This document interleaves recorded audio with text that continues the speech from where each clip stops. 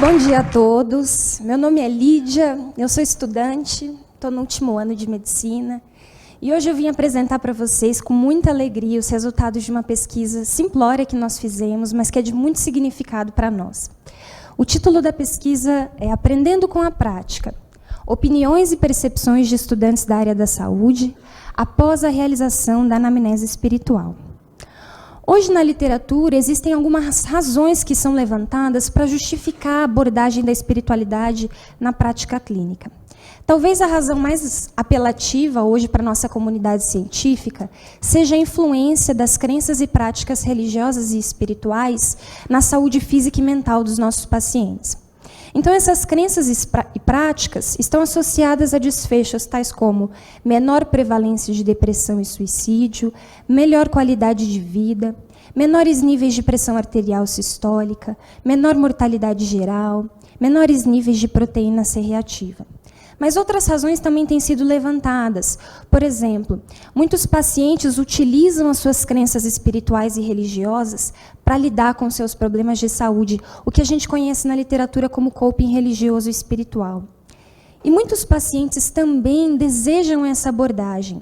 Numa análise recente feita em 2014 por Lukács, ele analisou os principais estudos. Avaliando esse desejo por parte dos pacientes, encontrou uma média de 70% a 80% deles desejando ter essas crenças e a sua dimensão espiritual trazidas à tona na prática clínica com os profissionais de saúde.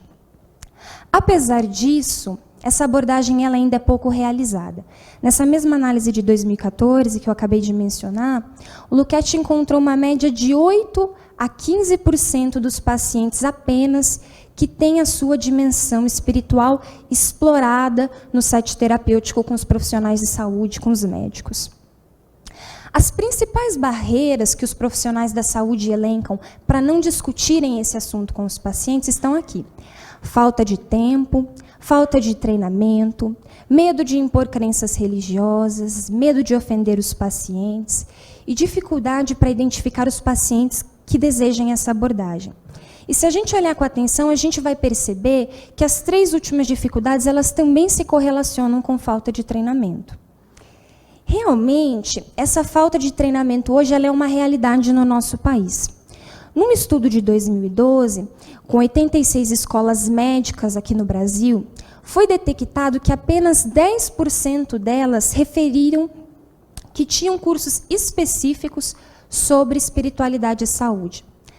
3 apenas ensinavam como conduzir uma anamnese espiritual. E 2 escolas de 86 tinham treinamento prático para os estudantes.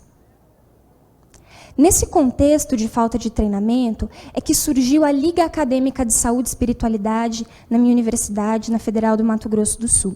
E, posteriormente, essa pesquisa para avaliar as atividades iniciais que nós estávamos desenvolvendo.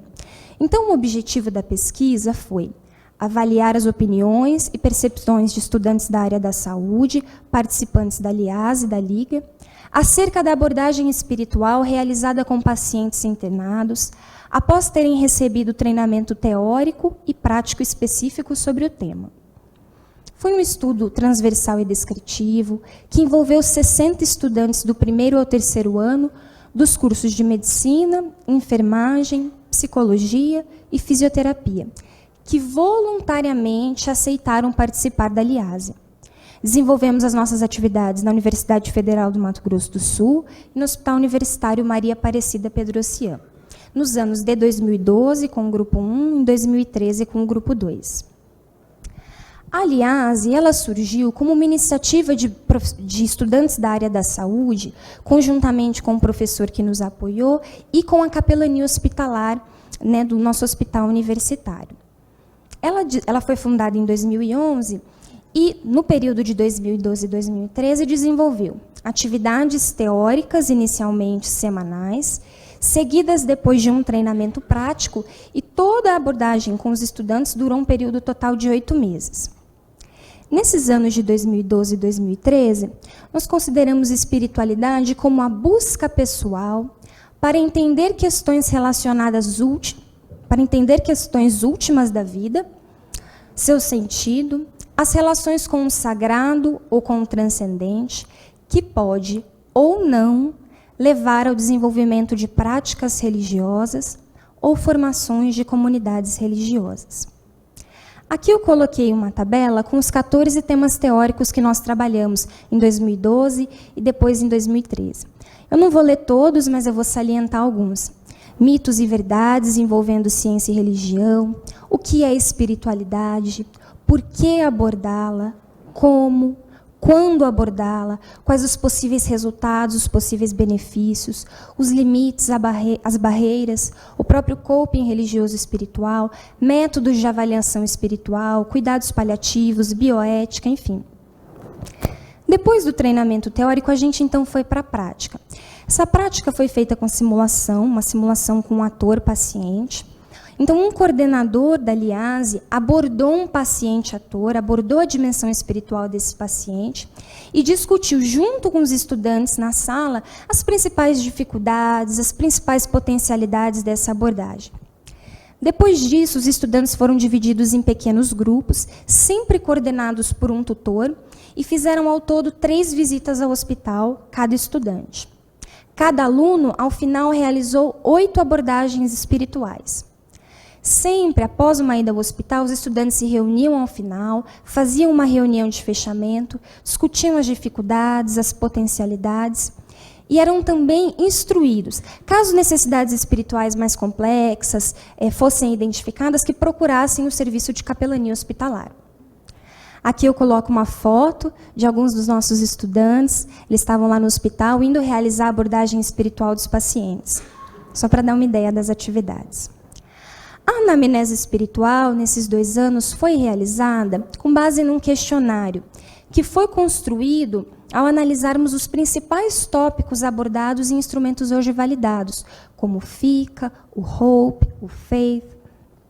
E esse questionário, que os estudantes utilizavam como ponto de partida para o diálogo, continha conteúdos que abordavam a fé, as crenças e a filiação religiosa, a importância e a influência da fé, das crenças e da religião no contexto de saúde e doença, o desejo de discutir questões relacionadas à religiosidade e à espiritualidade com profissionais da saúde, e os meios de abordar as necessidades espirituais durante o tratamento e o acompanhamento daqueles pacientes.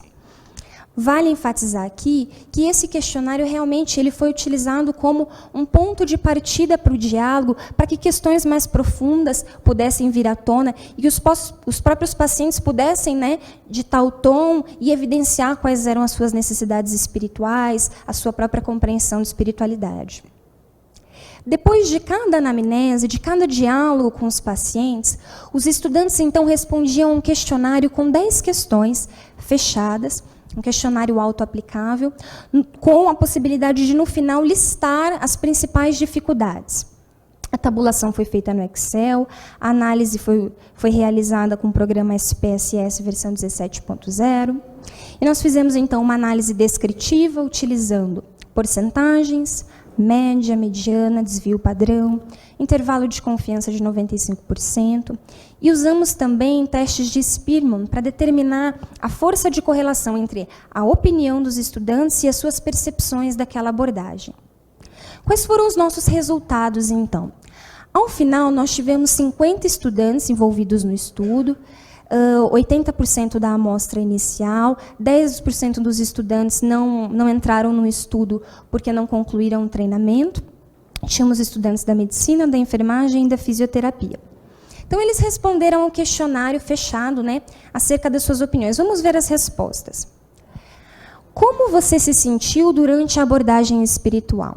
85% dos estudantes se sentiu confortável ou muito confortável.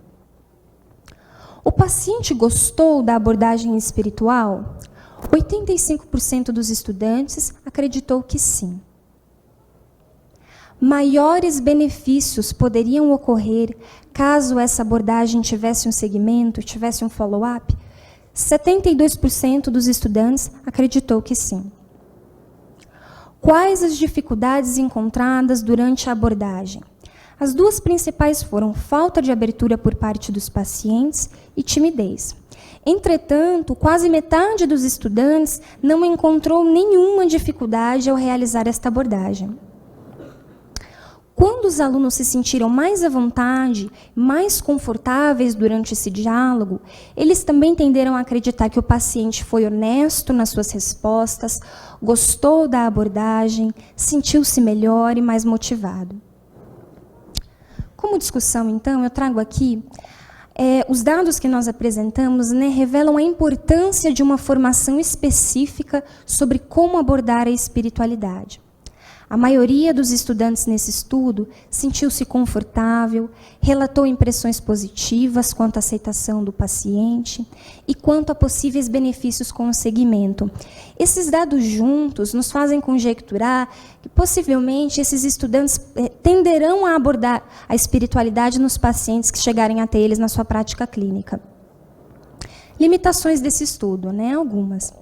Participação voluntária dos estudantes, o que pressupõe um maior interesse no assunto, talvez um maior conhecimento prévio, maior otimismo frente ao tema e as percepções que ele vai ter frente ao tema.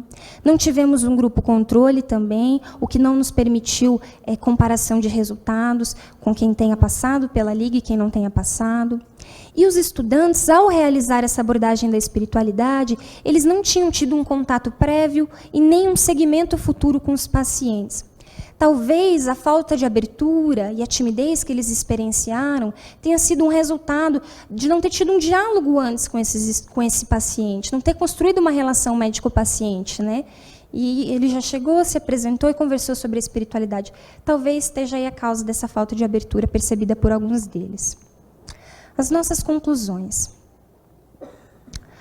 Uma formação teórica associada com treinamento prático parece ser uma estratégia eficaz para preparar os estudantes para a abordagem da espiritualidade na prática clínica.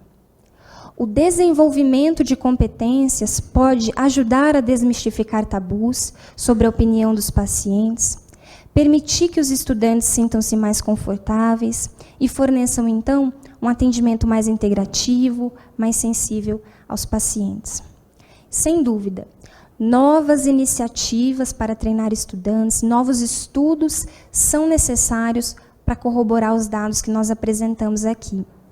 Nesse contexto, eu acho muito pertinente, penso ser muito pertinente, uma fala do Franklin Santana no livro A Arte de Cuidar.